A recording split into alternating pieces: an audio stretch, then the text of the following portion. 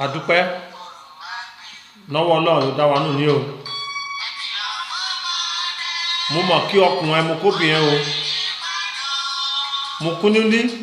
mo kànlejò gẹ́gẹ́ bí ìṣe wa lóru ètò ẹtùnú ṣe. Ọní a ti mọ̀ èyí òdún ìrè méṣà ìmọ̀hún dédé lóko. Mo dẹ̀ mú àsìkò yìí mo ń kí dédé àwọn afọbajẹ ní Ondo City. Mo mú Yorùbá rẹ̀ kóró adé náà kan sí un. Ọba wa kí ládéjọ tí adédọpẹ́ ní ìró bí bàtà tó pọ̀ náà àfin díwù kẹrẹ̀ tó pọ̀ ní ààfin ẹ̀mí ọba tó gùn ìdààmú èèmọ̀ ní kàwọn nílé Ondo àti ní dédé bẹ́ẹ̀ bá ti ní àǹfààní àti gbọ́ ètò yìí. Mo kí wọn ò nílẹ̀ lójì, mo kí wọn ní Ìdànrè,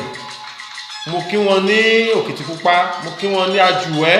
mo kí dédé wọn ní Ọ̀rẹ́, mo kí wọn ní Ìgùnṣìbágbè, mo kí dédé wọn pápátá ò ní agbára Ọlọ́run. Òbànújẹ́ ó ké ó tóbi èní kàn ẹ́ èdè ní kàn mí àmì wòṣe mẹ́wàá. Lórí ètò yìí gẹ́gẹ́ bí ìṣe mi àmọ̀ràn èyí mo tún wá nù ní lórí àwa ọ̀dọ́ yìí. Ẹ̀ẹ́dì ìlú débẹ̀ tí tó panipani akájú onímẹ̀lọ́mẹ̀lọ́ rí ìlú àwọn òwe àgbáyé o ẹ̀ẹ́dẹ́bẹ̀ ẹ̀dún ní panipani akájú onímẹ̀lọ́mẹ̀lọ́. Mo sọ ṣáájú nígbàkanjọ́ ẹ̀ lórí ètò yìí lórí àmọ̀ràn sí àwọn ọ̀dọ́ àti ìgbára ẹni ní ìyànjú lórí ìgbésí ayé ènìyàn. Mi ò dédé wọn lọ́run dá dáradára wọn lọ́run dá òní báyìí o iye ọ̀rẹ́ dédé wọn lọ́run dá dáradára èyí o. Ṣùgbọ́n kọ̀nà wé ń gbà gbé mú ṣe tẹ̀ ẹ́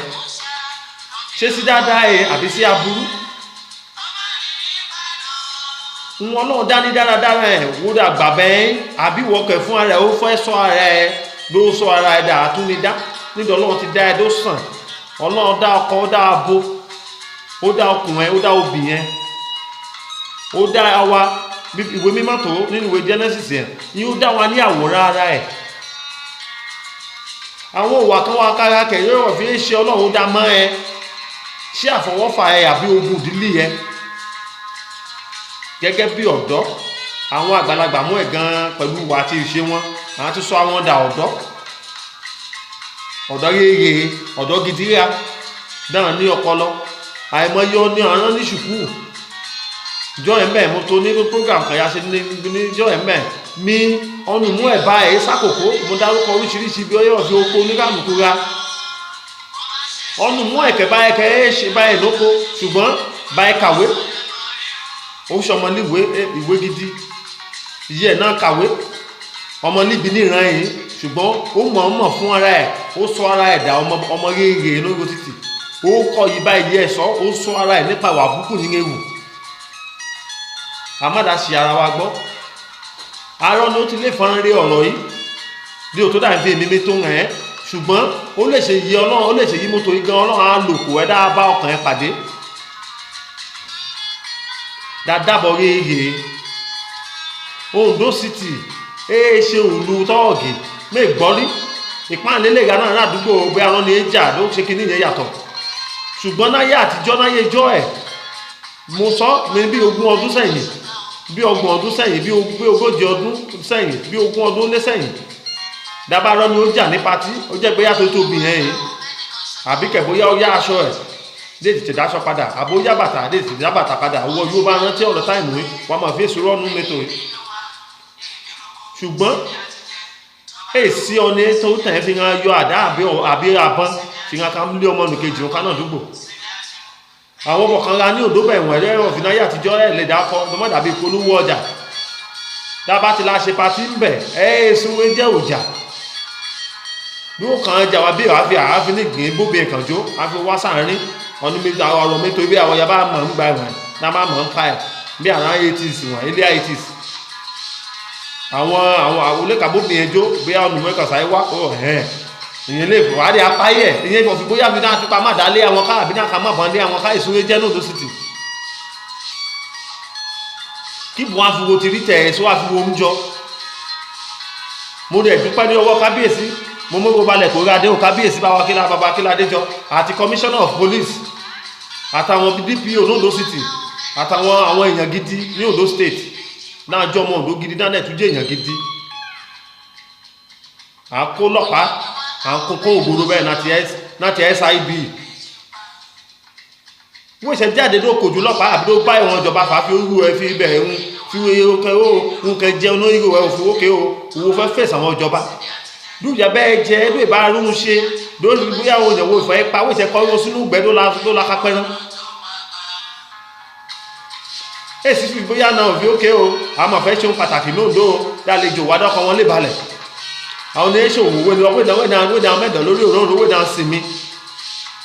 ọmọ ètò tẹ̀ lóyẹ ló lè ní gbogbo dàgbà díẹ̀ lóyẹ ló lè ní ó kọ́ gidi lùlù ẹgbẹ́ olórí aláàánú ẹ àwọn èèyàn yóò gidi yá dé èèyàn lọ́jọ́ wájú náà lè ràn ẹbí ẹ lọ́wọ́ nílùú ọ̀tẹ̀ ẹ̀wọ̀ tí ló ra ẹ pé òfin ayé ẹ lè ní tẹ̀síwájú ń wọ́n náà dẹ̀ kọ́kù ẹ ṣùgbọ́n wọ́n fún ara ẹ wo fínúfẹ̀tọ̀ wèrò bẹ́ẹ̀ ẹ̀ẹ́dẹ̀ ṣe wọn náà dá ẹ mọ́ èèyàn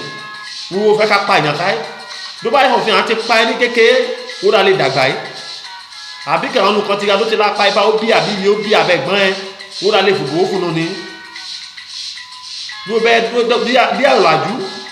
ló bá mọ̀ fún ó ṣe ọ̀làjú ẹ fi é ṣí ẹ fi àwọn ìmọ̀ mú ẹ ṣe wọn rìn síwájú bí Nàìjíríà bá sàn because Ondo State is a peaceful state Ondo City ìlú gidi èyí èsì bá fún ní orúkú mẹ́rẹ̀ẹ̀rin àgbáyé ló bá kọ̀ fi wọ́ from Ondo town Ondo City òun kàn án kọ́kọ́ tó á fi Ondo alágídí ló bá ṣe agídí ọ̀tọ̀ èyí ṣe fi a ní agídí ìyànjẹ òun ẹ̀fẹ́ òun ní ṣọjọ́ fàájì ọ̀rọ̀ gidi mo fẹ́ dábàá wa tòwe Ondo alágídí èyí ṣe fi a ní agídí ìyànjẹ òun ò lè fẹ́ ìyẹn yàtọ̀ lọ́yìn bá fẹ́ yàn ẹ́ jẹ́ èyí ṣe fi pípa ohun kan a ní kábíyèsí àwọn ọlọ́pàá ti rí bẹ̀ àwọn onífà ní àdúgbò àwọn landlord association àwọn ga wùlọ amẹ́jọ́sàn àgbàlagbà ọ̀rẹ́ àdúgbò fíba yìí ò yé o àǹtí ò bọ̀dá o ọ̀rẹ́ o ní bí ọ̀nà bí ṣe sí mi ó dà sàn án dí àpè wọn à ń tún sọ̀rọ̀ ní ìtùbú ìnùbí kíjọ́ òde ṣẹ̀ wá dàbí ẹṣẹ́ wọn ká gbé àbọ̀n ẹ̀wẹ́ gbé bọ́n ká ògùn kò bí ìjọ mẹ́ta à ń ti pa àwọn tó ti fi kí n kẹ̀kú tí tó ṣáájú mi ogun yàn ti mi ọjọ́ yàn dá ògùn yìí o èyí ṣe fún ikú èyí lè ti fi tó ká lépa ọmọ nìkejì àti ṣe níbi ṣùgbọ́n ọ̀nà mú ẹ̀ ó lè gbọ́ prógrámù yìí àbídógó ábítẹ́ ẹ̀yìn gbí ọlẹ́ẹ̀ní búkú bànújẹ́ ènì tó kẹ́yìn síbí ẹ o mo dẹ̀ mà kàn fi àwọn ọmọ Ondo gidi àwọn ọmọ Ondo ní àyàn ní ọpọlọ pípé dẹ́ẹ̀ bá mi bá ètò yìí lọ àárín fún mẹ́tò òtítọ́ yìí náà ẹ̀ àwọn ọmọ Ondo gidi ọlọ́run dẹ̀ lòkò wá lójú fọ̀ fi àárín Nàìjíríà ń bẹ̀ lójú fọ̀ fi ẹ̀ ṣiṣẹ́ ní rédíòvíṣàn ẹ̀ ṣiṣẹ́ ní tẹlifíṣàn mo mọ̀ wọ́n fi àwọn atákamọ́ ọ̀rọ̀ àwọn atákamọ́ tó wọn tí ṣùgbọ́n ẹ̀yẹ ajáyà abọ́kùnù èdè gbọ́ fèé lọ́dẹ àdúrà mi kò ẹ́ o ọ̀rẹ́ àbúrò bọ̀dá sista àdúrà mi kò ẹ́ nífọ̀fí èdè kọjá mọ́ ẹ tán lò tó yí ẹ ètò yìí ṣàgbékalẹ̀ yìí ṣe fi ká ń bú àwa wa bí kò ṣe fi kí n kẹ agbékalẹ̀ Ọlọ́run gbékalẹ̀ fún ara ẹ̀ fi lálẹ́ ká ń ṣàlàyé lálẹ́ ká ń tọ́ ara wa sọ̀nà rí níwọ̀nba orí ọ̀fẹ́ yọ Ọlọ́run bá ti ní kò èmi àtẹ́ ẹ láti tún ìwà ara wa ṣe gbìyànjú tún ayé ẹ ṣe gbìyànjú láti tún ìdílé ẹ ṣe gbìyànjú láti tún ìlú ṣe pẹ̀lú ọgbọ́n àti ìmọ̀ yọ Ọlọ́run kò ẹ ṣe tó ká ń da ìlú rú. wé gbọ́ mi bẹ́ẹ̀ orí ọ̀fẹ́ yọ Ọlọ́run kò ẹ wé ìyàrá wé fọnójú wé gbé náà wé gbé náà sẹ̀ fẹ́hun ṣe. ṣe fọ̀fì bóyá ló kọ fi ókè o fi wọ̀wọ̀ tabarọ́ ní mọ́wọ́ sponsor ẹ démówó tí wọ́n lẹ́yìn fínà lákápá èèyàn kí n fẹ́ dàkó àbí ṣe òṣèlú kan ẹ̀yí bẹ́ tó mímọ̀ ó lè mú ẹ ló lè bí ẹnu tẹ́ lórí fọ̀fí ókè o ọ̀rẹ́ àbílàdúgbò ọ̀nà lọ jẹ́jẹ́ ara ẹ̀ òun owó ìfẹ́ lápá àwọn òye bẹ́ẹ̀ ṣe bẹ́ẹ̀ ní agbára Ọlọ́run tó bá kọ̀ tó bá fi wé ní ìrònú kò wàdà ọwọ́ ìjọba tẹ̀ ẹ́ kó dẹ̀ ní bọ̀ mbẹ̀ ẹ ṣèpè tó pẹ́ ní ìlú bẹ́ẹ̀ ti dún lemọ́lemọ́ ẹ ti ṣe tá àti ya ìyẹn yìí Ondo City omento ní pàtíkúlà yìí dàbí bí yá mẹ́rin ṣe ọmọ bẹ̀ mẹ́rin ṣe ara Ondo ọmọ Ondo ẹ̀kímọ̀gún mi yìí ẹ̀sùn alẹ́ ń pìtàn mi nílùú ìyàtọ̀ sí fi kíkẹ́ àwọn wẹ́ẹ̀tì mọ̀ nígbà ètò bí wa àìtàn yàrá ẹ̀gbọ́n ní ìtàn dáwọ̀ àwọn ẹ̀dá ètò bí wa sóńdó rẹ̀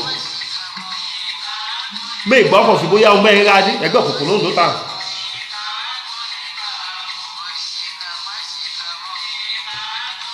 wo bí wọ́n bẹ́ẹ̀ ṣèkà ló jáwọ́ torí ẹ̀sán ké ló bá yá ló bá dẹ̀ ṣòwò àgbàlagbà náà kẹ̀dú olówó ló ìmọ̀ àwọn olóòmówó ẹ ṣe ló wà ká mówó ló la ká sponsor àwọn ọmọ kékeré wọ̀n fi náà ká da òlúrú ní agbára lọ́ àṣíyá tún náà ìfẹ́ àdúrà yìí ní agbára lọ́ àṣíyá tún ní àìfẹ́ ọdúnkọ́nù bá wùdó jẹ́ má ẹ̀ mójú bó ṣèkà báyé ṣe dí ìlú bá dàrú ìjọba ṣe tẹ̀ ìlú ṣé àwọn ìjòyè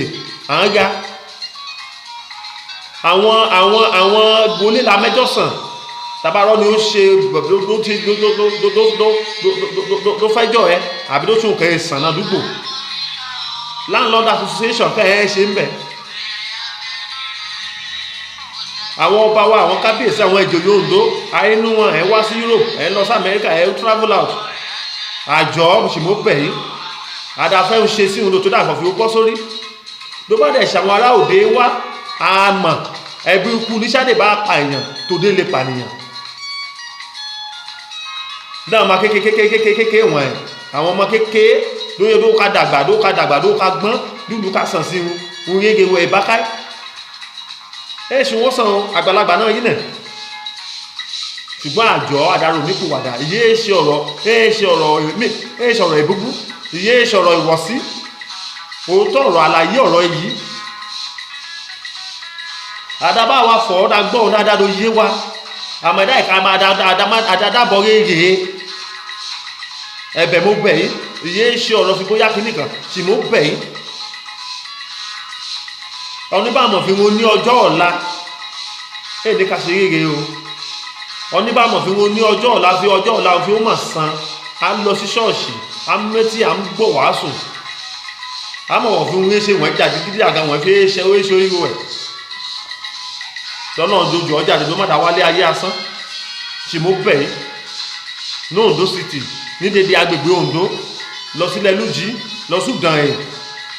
àjọ àdàdàbọ̀ àdàkápá pípa wáyé ṣe oríro ẹ̀ ẹ̀dàbà tọ̀ síbọ̀ kan owó gẹ́gẹ́ bí òwe àwọn àgbàlagbà dí ìjọba bẹ́ẹ̀ ṣe tẹ̀ ẹ̀ ṣe fọ̀fin bí àwa fún ọwọ́dà tó ká dá ooru mú ara wa nínú lí ẹ̀wùlé ẹ̀ ti kẹ́sọ̀ lòdì ètò yìí ẹtùlù ṣe Ọlọ́run gbé kalẹ̀ yìí dàkà ń gbàrà wa níyànjú mo dẹ̀ ti tó ṣáájú nínú program nínú lórí ètò yìí dábàá rúwo fẹ́ gbóǹdé mà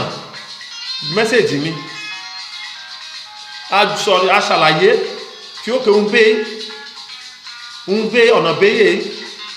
because dábàá ìdá wo bẹ́ẹ̀ wọ́n fà ó pípa yẹn para wọn náà ló sì ti bẹ́ẹ̀ mí mọ́ dáa bá bí ẹrù wọ̀nyàn mú ibẹ̀ náà bá bí ẹrù ṣàlàyé kẹsàn-án wọlé ìwé tó akásùnkún wo ìkan báyà àti yẹ àwọn fámìlì ẹ̀wọ̀ kó wọn sí wàhálà èdè ẹ̀ṣẹ̀ wọn rẹ̀ àwọn ọ̀rẹ́ yẹn jọ ṣe kẹgbẹ́ àti sá.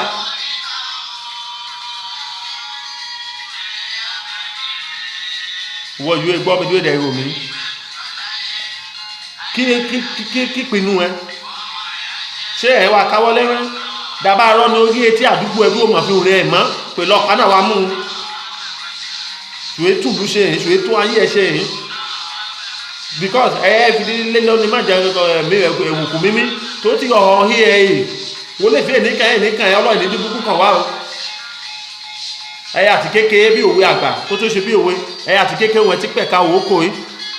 ló bá dàgbà tán á ka bí òun olúwérà bí òun ju ẹ̀kọ́ kábíyèsí ọba wa Kíládéjọ mo mú àsìkò mo mú ránṣẹ́ sí ọba àjọ bí ọba bá ní orí ọ̀fẹ́ àti lè gbọ́ mẹ́sẹ̀jì mi àbámigíyàn ọba kábíyèsí náà fẹ́ lójọ ọba yìí àwọn abáwa gbé ìgbésẹ̀ nì ìyàn gbé náà inú mi dùn sí un dédé ẹgbọ́ ṣùgbọ́n tó bá yá àwọn ọlọ́pàá àwọn kú ògbó àdágbé ètò kalẹ̀ àdágbé ètò kalẹ̀ dédé àwọn yóò dáhùn gílò òyìnbó àwọn ọmọ Oǹdó city yájọ dájọ rìnrìn àjọ àdáwò ní o ń àwọn ọmọ ọ̀dọ́ Oǹdó city dáhùn sí ṣe bẹ́ẹ̀ ṣe wọ́n wuyì o àbí inú ẹ̀dùn sí àbí wọ́n rán wọn àdájọ́ dámọ́wọ́ sowọ́pọ̀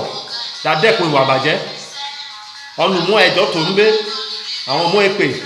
mi gíyàn wọ́n ìhà kíjọ́ rí òun lè dàbẹ̀ kẹ̀mí ó mọ̀ ìyá mẹ́wọ́ àwọn ọmọ kékeré ìyórí ló ní mẹ́wọ̀ fi ààrẹ ní fi àyìn àwọn èèyàn lóyún ló ní àwọn ti sọ àwọn ọ̀dà àwọn ọmọ ètò ti fi bí àwùlú orílẹ̀-èdè dúbà ìdẹ̀mọ̀ fi ó kéré fi wo fẹ́ jàǹgbára kakọjá lọ sí ibi àwọn dípò gíga ní Àbújá náà wọ́n gbó láṣàlàyé ẹ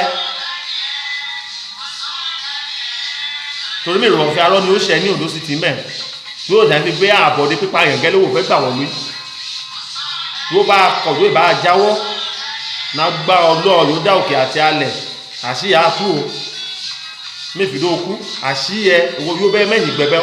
gbé gbàbọ̀dé dẹ́ lákápá yẹn njọ́ kan mi ní fi dáhùn pa ẹ́ ṣùgbọ́n àṣìyẹ ní agbára ọlọ́ọ̀ ní agbára ìwọ̀ òdúdó àṣìyà àtú hàn rí ẹmú wọ yóò bá dẹ̀mọ̀ fi ọmọ níbi níran wù ẹ̀ báyìí ẹ báyìí tó àwọn ẹ̀ ṣùkú wẹ̀jú wáyé wa dáhùn àgbọ̀n sí àwọn ọmọ ẹ̀bẹ̀ àti dáhùn àgbọ̀n sí ó ṣiṣẹ́ ẹ̀ ṣe ká bẹ́ẹ̀ ra aṣẹ́ro ẹ̀ ṣe owó yẹ ẹ̀yẹ̀ o ayé ní rí ẹ sá àwọn àgbààgbà ọ̀rọ̀ ìdọ̀wọ́ wọn ní Ondo ọ̀rọ̀ ìdọ̀wọ́ wọn ní Ondo City àwọn afọbajẹ dédé àwọn lóyè dédé ní Ondo City ẹ̀ ọ̀rọ̀ ìdọ̀wọ́ wọn o dédé àwọn landlord association amásàsùpara bí vigilante bá ti rí Ondo City à ń pè wọ́n náà coordinate wọn à ń yan àwọn èèyàn yá kàṣẹ ọ̀fin tó fi kí ẹnu kan igun ọ̀kadà ní àwọn yìí gbé àwọn sọ́kadà dẹ́ ń pa àwọn èèyàn káwọn àwọn bí àwọn ọ̀tẹlẹ̀múyẹ́ rí àárín gbòòrò bẹ̀rẹ̀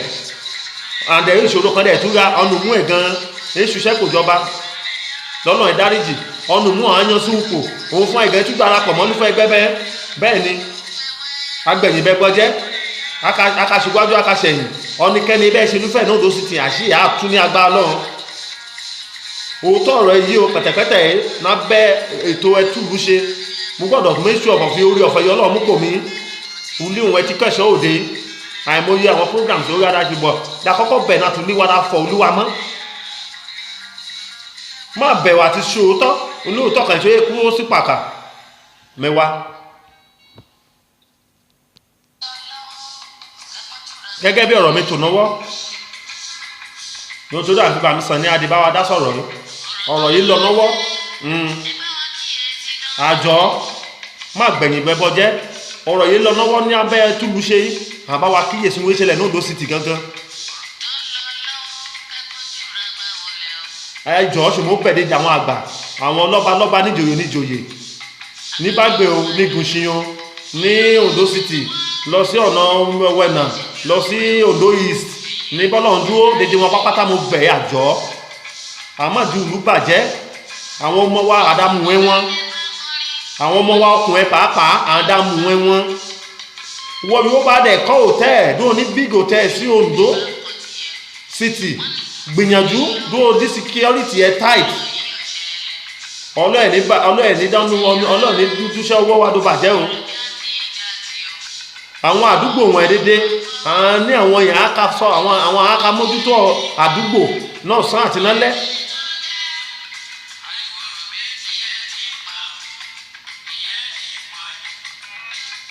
tí mo mú ọlọ́ọ̀bẹ̀ wáyé lórí àwọn ọ̀dọ́ ló bá mọ̀ fíwé lọ ìṣùkú fẹ́ oṣẹ́ ọwọ́ kọ́ ló bá dẹ̀mọ̀ fíwó ti kọ́ ọṣẹ́ ọwọ́ nágbá lọ́wọ́ wa ń bẹ̀rẹ̀ oṣẹ́ ọlọ́run á pèsè ẹ̀ lábáwọn bá yìí yẹ lóye báyìí dẹ̀ níbà lóye níye wo nẹ́gbọ́n aláàánú gan á dìde yéèrè wo ṣe káwọn èèṣọ irú ẹ̀ èèṣọ wọn kàn sì mọ́ bẹ̀ ní agbá lọ ìbànújẹ́ ó kéré tóbi èyí ṣe òpin ọ̀rọ̀ àìmọ̀wá ìmọ̀sọ̀ èyí ní dàkẹ́ wọ́n ní rà ní tẹ́sẹ̀ sí sì mọ́ bẹ̀ tó ti àwọn kínkẹ́ tó ti àwọn orí àìṣẹ̀ ìlú Ondo City ó ti ní orúkọ gidi wọn náà tó bẹ̀ẹ́ yìí máa mú ọmọ kékeré tẹ̀ ẹ́ àwa náà ṣèwé rí ẹ̀ẹ́dẹ̀sùn oúnjẹ bẹ́ẹ̀ òlú nílẹ̀ rí bẹ̀ orí rẹ̀ kọ́wọ̀ lú kí èso àfiwọ́ ń tẹ̀ ẹ́ jọ dábàá ti ẹ̀rọ ni yé ṣe wéṣe fọ̀ fún wéṣe ẹ̀mí dàpé méjì bí ó bá pààyàn náà ní ọ́nà ó pa náà ní wọ́n ti lóye pa náà là á dà tó ka fẹ́ ká àjọ dédé wa ní ìlú Ondo City mo bẹ̀ yìí ọba kábíyèsí sà àjọ àdí kábíyèsí gbọ́ ọ̀rọ̀ yìí mo mọ̀ pé ó ti gbọ́ òun àwọn ìjòyè yòókù àwọn ọba mílísà àwọn Yèmílọ́gùn àwọn lóyè yòókù rẹ fi mi lè dá ọkọ wọn tán ó yẹ dé ọ̀dọ́ àwọn ọ̀dọ́ olórí ọ̀dọ́ Ondo City kéyìn ṣe àbẹ́sí olórí ọ̀dọ́ yìí débàdà sí olórí ọ̀dọ́ àdáyàn olórí ọ̀dọ́ ní Ondo City ní agbára lọ dáadáa wà ní ìbàjẹ́ etí wéde ń gbọ́ mí èní pọ̀nù ní ṣókí ọbẹ̀ oge lórí ọ̀rọ̀ ìkìlọ̀ ní abẹ́ túlù ṣe ọ̀rọ̀ ìkìlọ̀ sí àwọn ọ̀dọ́ nílùú Ondo town nílùú Ondo City àṣẹ mo dúpẹ́ o thank you very much.